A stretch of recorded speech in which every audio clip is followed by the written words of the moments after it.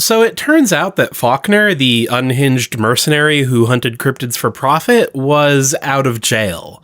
And he knew where we lived, which is why we were now back on the road.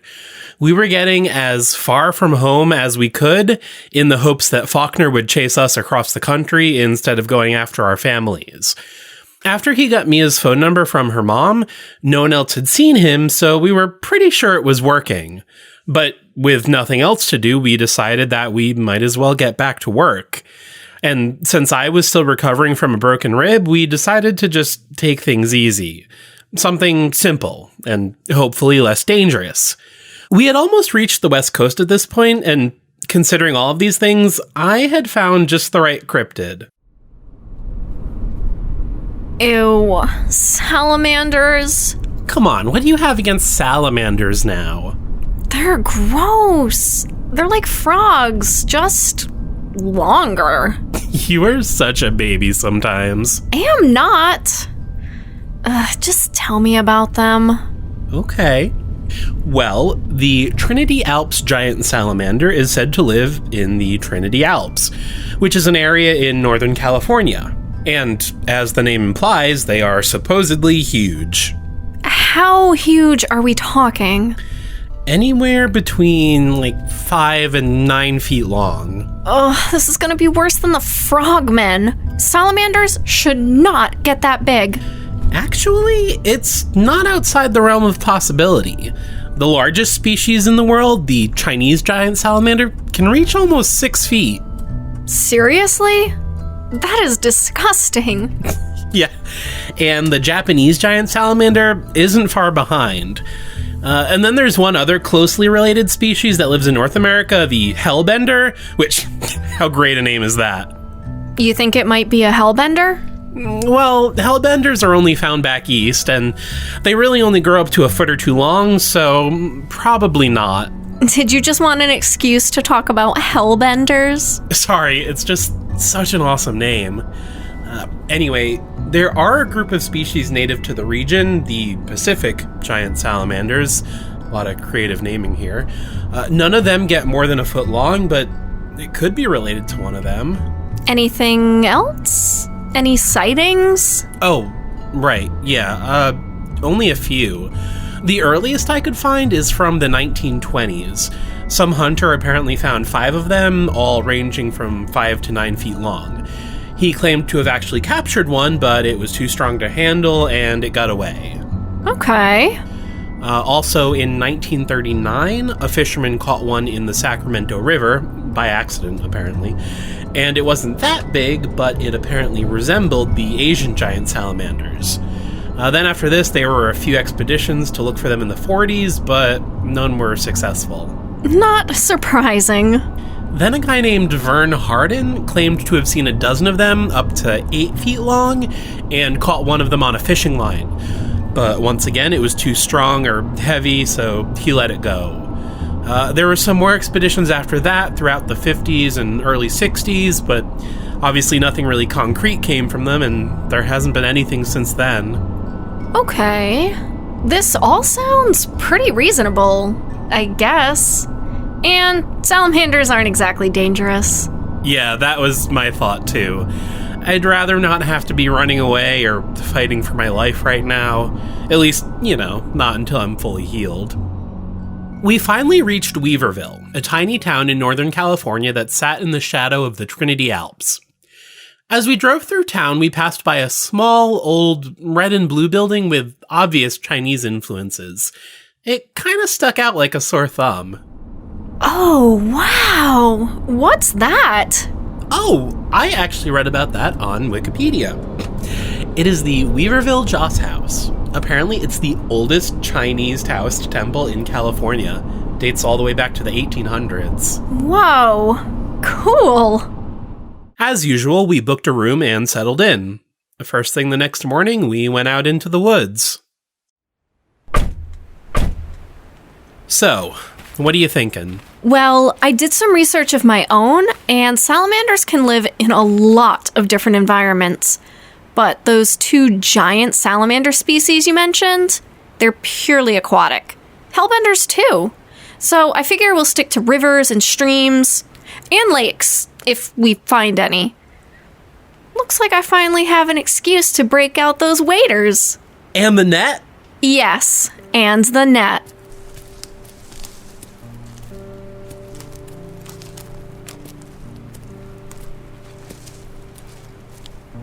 Hey, has Fritz seemed a little weird to you over the past few days, or is it just me? Yeah, I guess she does seem a little sluggish. Hey girl, what's wrong? Anything? I can tell she doesn't feel well, but I'm not getting anything more specific. We'll just have to keep an eye on her. Should we bring her back to the motel?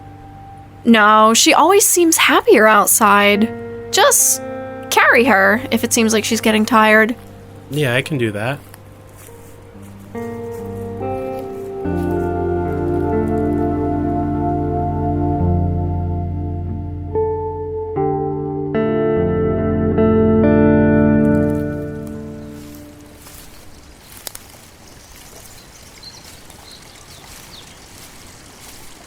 Perfect.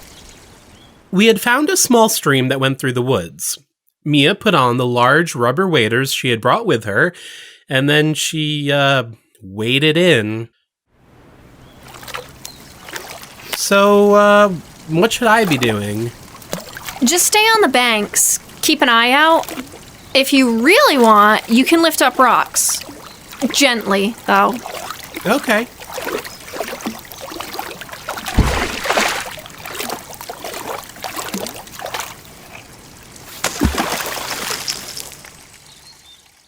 Now, normally when we were in an area like this, Fritz liked to play in the water, but on this day, she just stayed by my side.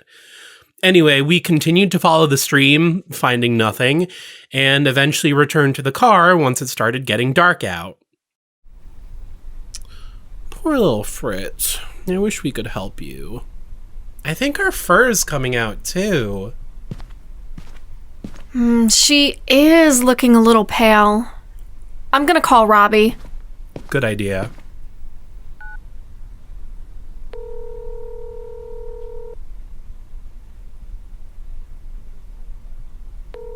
Hi, Mia. Hey, Robbie. Do you have a few minutes? Yeah, sure. What's going on?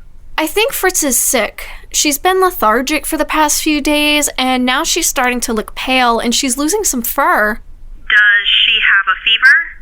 No, I don't think so. Has she been eating? Yeah, maybe a little less than normal, but not much. Any vomiting? No, How about going to the bathroom? that's all normal. Okay. Well, it doesn't sound too serious. For the next few days, just make sure she stays warm. Keep her wrapped up in a small towel or a shirt or something like that. And give her plenty of liquids. I'll check back in a few days, but let me know before then if anything gets worse. All right, thank you. Anytime. And so, that night, Fritz slept like a baby swaddled in one of our smaller motel towels. The next morning, we were trying to figure out what to do with her for the day. If we left her at the motel, there was no guarantee she would stay in the towel. She could get into trouble while she should be resting, or she might get more sick and we wouldn't be around to handle it. But on the other hand, if we brought her with us, I would have to carry her around all day, and then I would only be able to help Mia single-handedly. While trying to make a decision, Mia grabbed her keys in a burst of inspiration and left.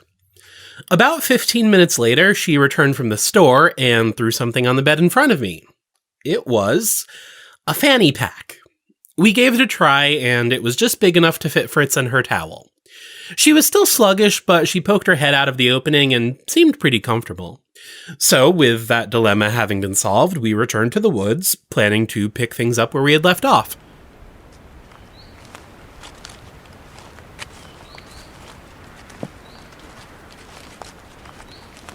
I can't believe I have to wear a fanny pack. I look like such a dork. You are a dork. Whatever. I hope you enjoy the view at least. Any chance of finding these things with your powers? There's probably a lot of rivers around here. I did try yesterday. I don't think it'll work. Because of the salamanders or you? Honestly, I still can't really tell. Sometimes it just doesn't work. All right. Well, in that case, let's get back to the river.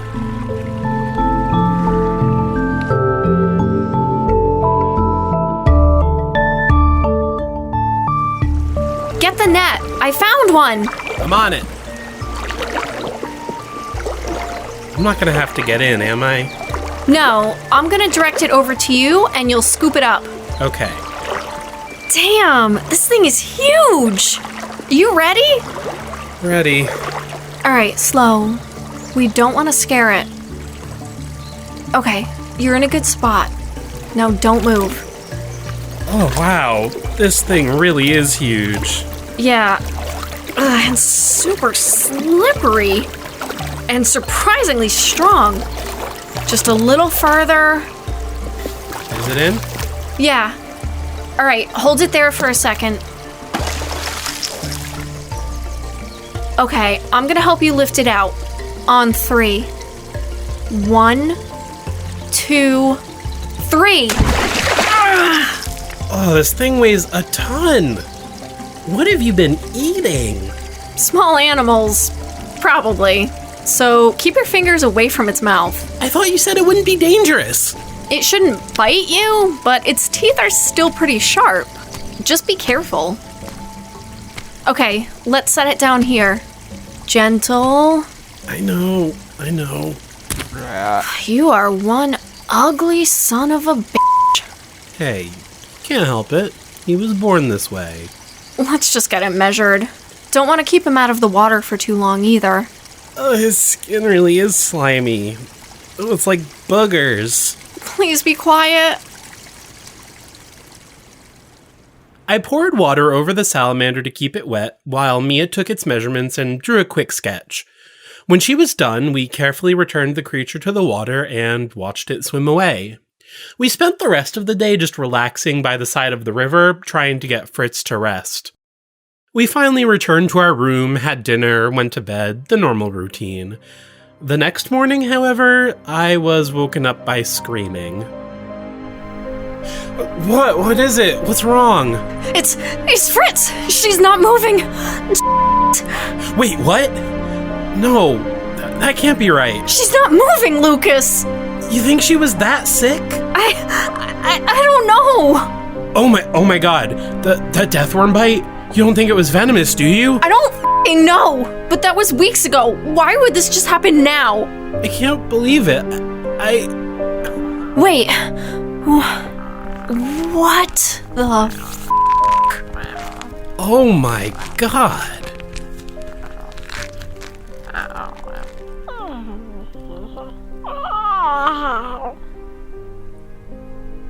Fritz? Did she just shed her skin? Fritz, that is disgusting. Mammals aren't supposed to be able to molt like that. Well, she did.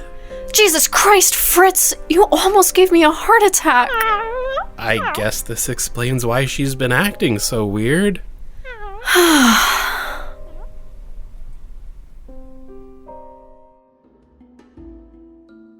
Okay, field notes.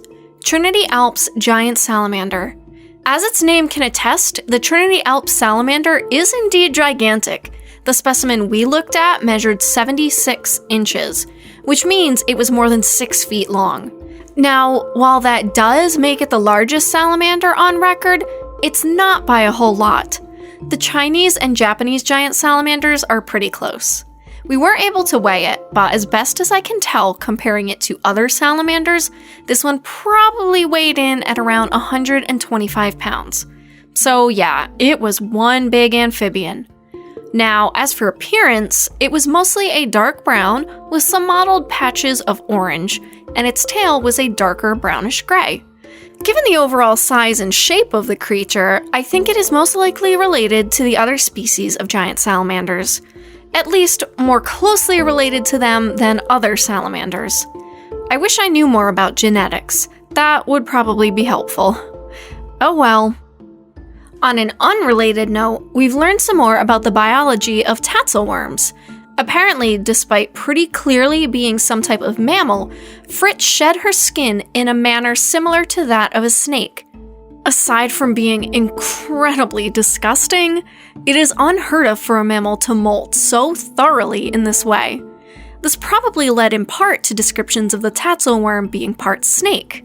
It was quite a relief to find out that Fritz wasn't sick. Cryptids continue to be full of surprises.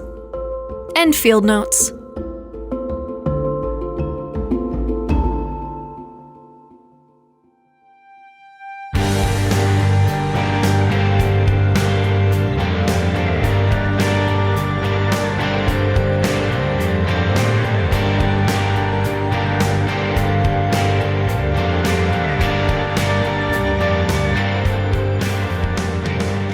The Cryptid Cases has been a production of Little Giant Monsters. You can follow us by searching Little Giant Monsters on Facebook, Twitter, or Instagram to keep up to date with everything we're working on. We even post a sketch of the latest cryptid every Monday after a new episode. You can also visit our website, littlegiantmonsters.com, to see all of our content in one place. While you're there, want our designs on stickers, t-shirts, coffee mugs, and more? We now have merch. Just look for the merchandise link on our website. If you really like what we're doing and want to see us do more, please consider supporting us on Patreon. Rewards include behind-the-scenes content, bonus material, and more. Search Little Giant Monsters on Patreon or find a link on our website. You can also help us by leaving a rating and review on iTunes. Not only does each review warm our cold, cynical hearts, but it helps us move up the charts and bring the show to a wider audience. Your continued support means so much to us. Thanks for listening and see you again soon.